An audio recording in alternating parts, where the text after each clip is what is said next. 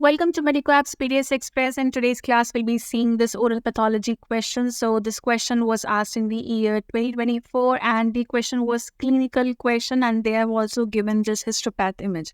Now the question was, a 45-year-old patient presents to the OPD with slow expanding lesion in the posterior mandible. First thing, then on radiographic examination, it was revealed that it was radiolucent and radiopaque, that is mixed lesion with a well-defined border. Biopsy shows cords and strands of epithelium along with irregular mass of ameloblast cells in the mature fibrous stroma. Now, the lesion is non-encapsulated, again important point, and there is evidence of bony involvement based on the clinical histopath and the radiographic diagnosis. What is the most likely diagnosis? And since it was ameloblastoma, clear cut, it was given in the question. 4 options were given and this image was given. Options was option A, desmoplastic ameloblastoma, option B, plexiform, option C, acanthomatous, and option D, granular. Hello everyone. So are you a NEET MDS aspirant and you are struggling to find all previous year authentic question? What if I tell you that you will get everything in just one book? My book is out on Amazon and Flipkart. Just check the video for description. It contains all the solutions along with the reason to rule out for your convenience. Get your hands on it today itself and take a significant step towards your success. Now let me tell you that this, here it has mentioned, no?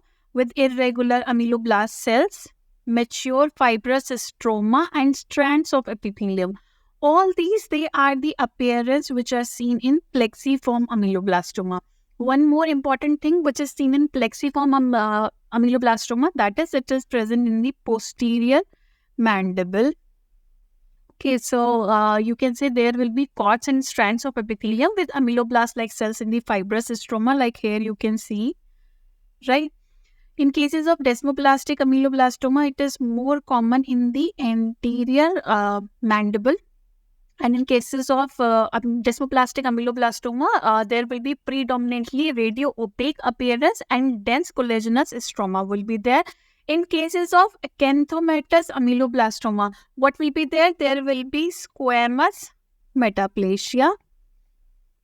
So, is to pathological variants they are, and this is how you can differentiate between different types of ameloblastoma. Similarly, in granular cell, so since granular name is there, there will be granular eosinophilic cytoplasm will be there in granular. So all these 3 options, they are ruled out, and the correct answer is plexiform. And here you can see the ameloblastoma aggressive lesion.